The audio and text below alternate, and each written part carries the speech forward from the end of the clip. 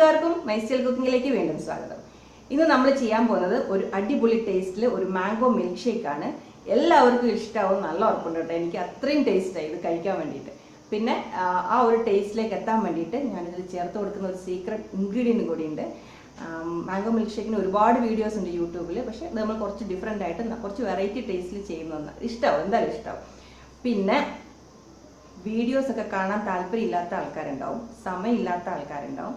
അങ്ങനെയുള്ള ആൾക്കാർക്ക് വേണ്ടിയിട്ട് ഒരു കാര്യം കൂടി പറയാം. ഇതിൻ്റെ അകത്ത് ഞാൻ ആഡ് ചെയ്ത് കൊടുക്കുന്ന സീക്രട്ട് ഇൻഗ്രീഡിയൻ്റ് എന്ന് പറയുന്നത് ഹോർലിക്സ് ആണ് കേട്ടോ. ഹോർലിക്സ് ഇട്ടിട്ട് നിങ്ങൾ നിങ്ങളുടേതായ രീതിയിൽ മാംഗോ മിൽക്ക് ഷേക്ക് ഒന്ന് ചെയ്ത് നോക്കൂ. സൂപ്പർ ടേസ്റ്റിൽ കഴിക്കാൻ പറ്റും, നല്ല ഗ്യാരണ്ടിയാണ്. അത്രയും ടേസ്റ്റ് അത് കഴിക്കാൻ വേണ്ടിയിട്ട്. അപ്പോൾ നിങ്ങൾക്കൊക്കെ ഇഷ്ടമാവുമെന്ന് വിചാരിക്കുന്നു.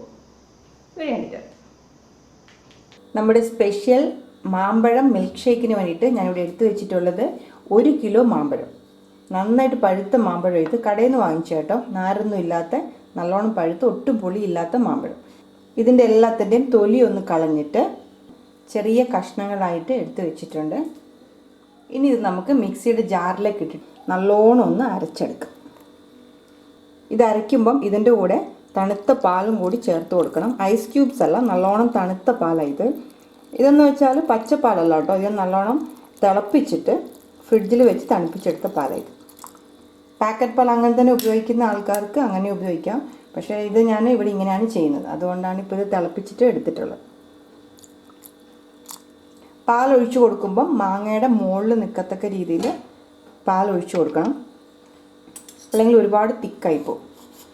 അപ്പോൾ പാലിൻ്റെ അളവ് ഞാൻ കറക്റ്റ് പറയുന്നില്ല. നിങ്ങൾക്ക് കുറച്ച് 1 കിലോ മാങ്ങയല്ല, കുറച്ച് മാങ്ങയാണ് ഷേക്ക് അടിക്കുന്നതെങ്കിലും ആ പാല് മാങ്ങയുടെ മുകളിൽ നല്ലോണം നിൽക്കണം. എന്നാൽ മാത്രം നമുക്കൊരു നല്ലൊരു കുടിക്കാൻ പറ്റുന്ന ഒരു തിക്നെസ്സിൽ കിട്ടുള്ളൂ.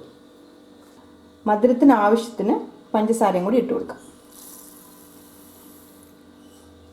പിന്നെയാണ് നമ്മുടെ മെയിൻ ഇൻഗ്രീഡിയൻറ്റ് വരുന്നത്, അതായത് ഹോർലിക്സ്.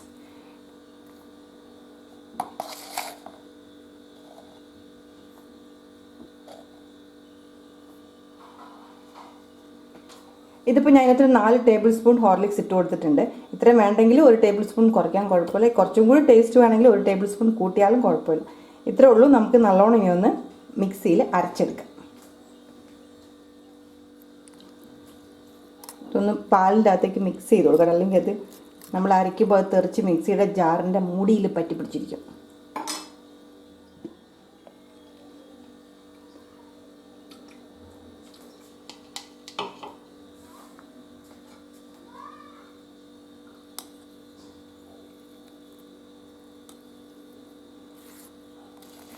മിൽക്ക് ഷേക്ക് റെഡിയായി.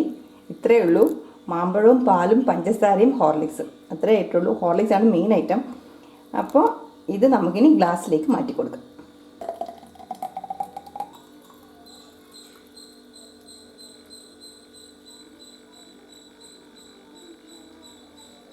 അങ്ങനെ നമ്മുടെ അടിപൊളി മാംഗോ മിൽക്ക് ഷേക്ക് റെഡി ആയിട്ടുണ്ട്.